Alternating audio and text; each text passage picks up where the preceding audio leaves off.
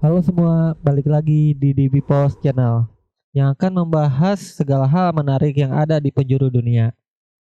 Langsung saja.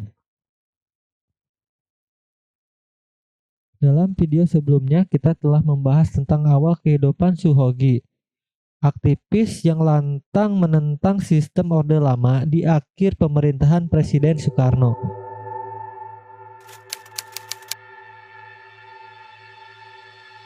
Di sisi lain kehidupannya, Ki bukanlah orang yang selalu menghabiskan waktunya dengan belajar, baca buku, menulis, dan mengkritik pemerintah. Dia juga manusia yang biasa dengan segala kekonyolannya dan romantikanya tersendiri. Untuk hobi Suhogi yang alim dan badannya kecil ini punya hobi yang agak nyentrik saat itu, yaitu naik gunung.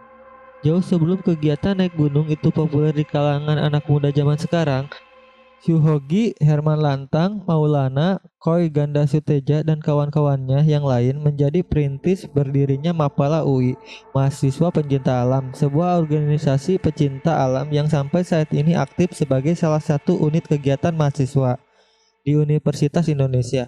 Ada satu penggalan kata-kata Suhogi ketika dia ditanya apa alasan dan tujuannya mendirikan organisasi pecinta alam ini.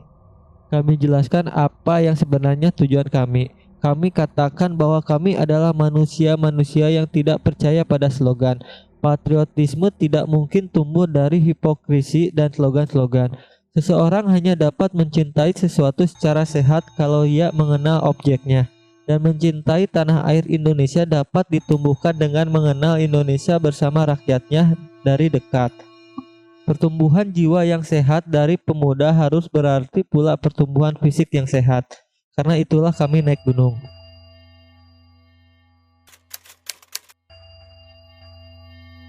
Satu hal ironis yang dialami Gi menjelang kematiannya adalah ketika semua orang lambat laun menjauhi dirinya karena takut dianggap terlibat dan berkawan dengan pembela PKI. Pada salah satu tulisan catatan hariannya, Gi menulis bahwa dia selalu merasa dihargai oleh ayah dari gebetannya sebagai seorang pemuda yang cerdas, jujur, dan berani. Namun demikian, dia, ayah gebetannya itu tetap tidak menyetujui hubungan Gi dengan putrinya karena dinilai terlalu berbahaya.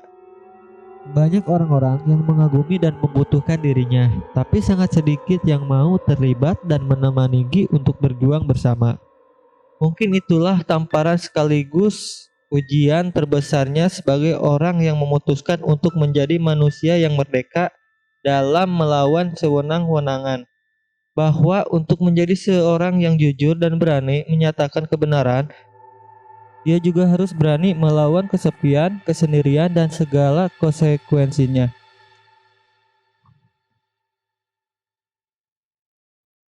Gunung Semeru tak bisa dilepaskan dari sosok aktivis dan penulis Suhogi. Aktivis yang lantang melawan rejim awal Indonesia pasca kemerdekaan itu meninggal di puncak Gunung Semeru jelang ulang tahunnya yang ke-27, yakni pada 16 Desember 1969. Selain Gi, Idan Damantari Lubis 19 tahun rekan perjalanan Gi juga meninggal di hari yang sama di puncak Gunung Semeru dan dibawa pulang ke Jakarta. Menurut catatan Balai Besar Taman Nasional Bromo Tengger Semeru, Suhogi dan Idan adalah korban pendakian gunung pertama yang meninggal di Gunung Semeru. Perjalanan mereka mendaki gunung tertinggi yang ada di Pulau Jawa itu. Perjalanan dimulai dari Stasiun Gambir pada tanggal 12 Desember 1969, tepatnya di hari Lebaran kedua. Total ada 8 orang yang mengikuti pendakian ke Gunung Semeru. Mereka adalah Hogi Aristides, Hermawan Onenimus Lantang, Abu Rahman, Anton Wijana, Rudi Badil, dan dua anak didik Herman yakni Idan dan Mantari Lubis serta Freddy Lodewijk Lasut. Rombongan berangkat dari Stasiun Gambir pada pukul 7 ke Stasiun Gubeng, Surabaya. Pimpinan pendakian tersebut dipercayakan pada Hermawan Onimus Lantang yang pernah melakukan penelitian di kalangan masyarakat Dani Timur di Lembah Baliem di Pegunungan Tengah Papua. Dua peserta termuda adalah Idan yang berusia 19 tahun.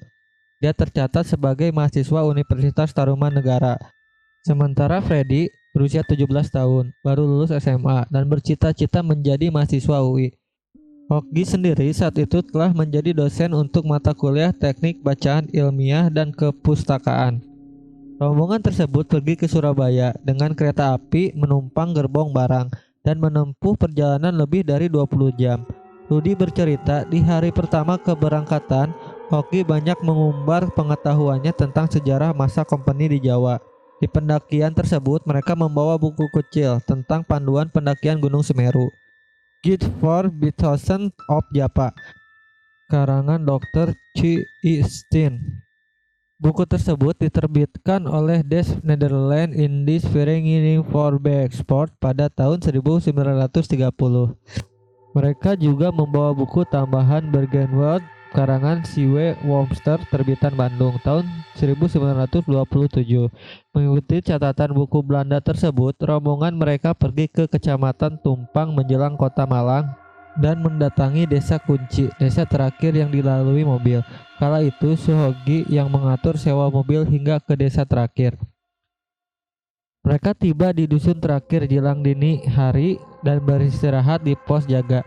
Jelang subuh, mereka diajak beristirahat di rumah pimpinan Dukuh Gubuk Kelalah Binanjar. Saat berdiskusi rute yang akan ditempuh, Herman meminta rombongan untuk lewat Kali Amprong yang ada di ketinggian 1000 mPbl, lalu melanjutkan ke Watu Pecah dan mengikuti pematang Gunung Ayek-Ayek, lalu turun ke Oro-Oro Ombo, kemudian menuju Gunung Bajangan. Sementara menurut Binanjar, penduduk lokal akan memilih melewati desa Ranupane untuk menuju puncak Semeru karena jalan lebih landai dan tidak menanjak. Selain itu, penduduk tidak perlu menyeberangi Kali Amprong yang sering banjir dadakan. Saat itu sempat terjadi perdebatan antara Herman dengan Hoki karena Gi memilih untuk melewati jalan yang dilewati penduduk dan tak perlu menginap di Kali Amprong.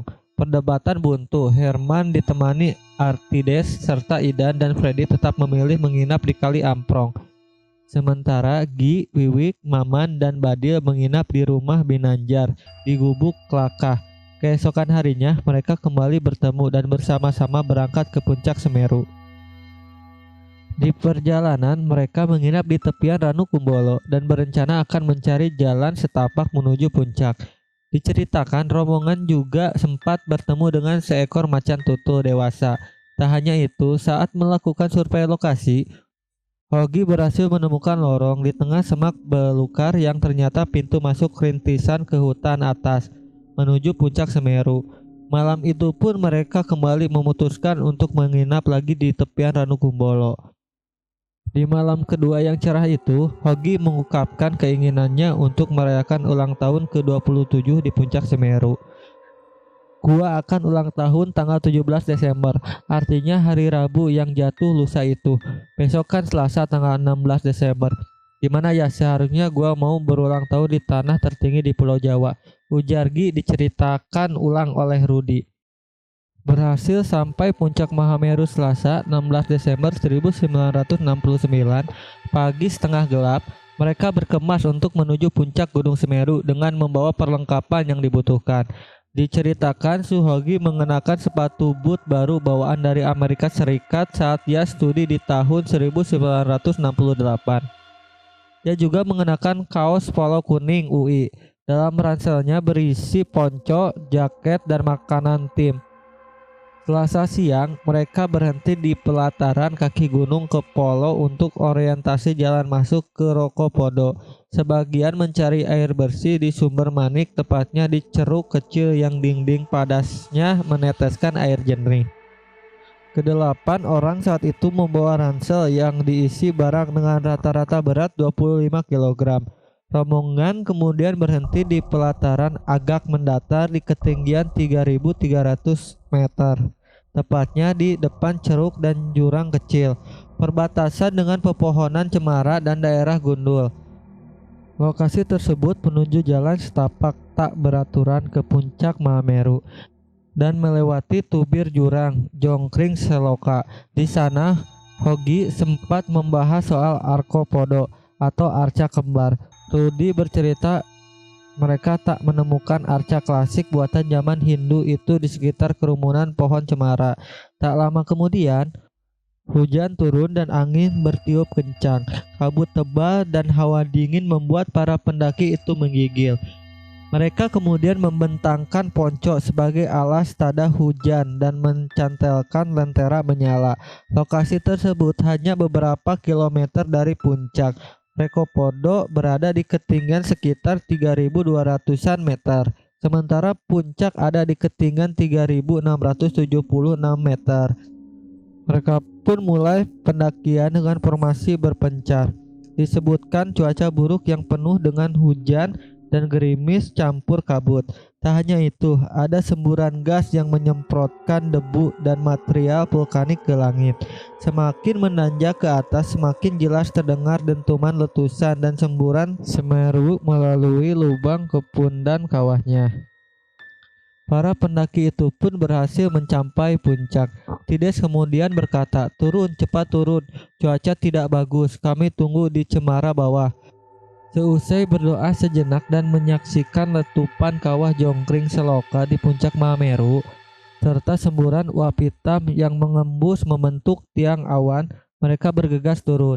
Rudy mengaku berjalan bersama Maman dan mereka menutup hidung dengan telapak tangan kosong, berusaha mencegah sengatan bau belerang. Mereka menuju ke arah Rokopodo yang ditandai dengan ponco serta lentera besar yang dinyalakan. Ia bercerita saat itu terdengar suara ledakan dari kepundan kawah dan diikuti desis panjang lesatan semburan material vulkanik. Tak lama semburan keras gas campur bebatuan membentuk cendawan berkepul-kepul, memekar dan membesar sambil merontokkan hujan pasir bebatuan di dataran miring itu. Rudy bercerita saat itu Gi yang berjalan dengan Tides memilih istirahat sendirian di tepian lereng jelang puncak Semeru. Menurut Rudy, Gi duduk termenung dengan gaya khasnya, yakni duduk dengan lutut terkipar ke dada dan tangan menopang dagu. Kepada Rudy, Gi menitipkan batu dari Semeru untuk dibawa pulang. "Nih gue titip ya, ambil dan bawa pulang batu Semeru, batu dari tanah tertinggi di Jawa. Simpan," kata Gi pada Rudy. Rudy kemudian memilih melanjutkan perjalanan ke Rokopodo.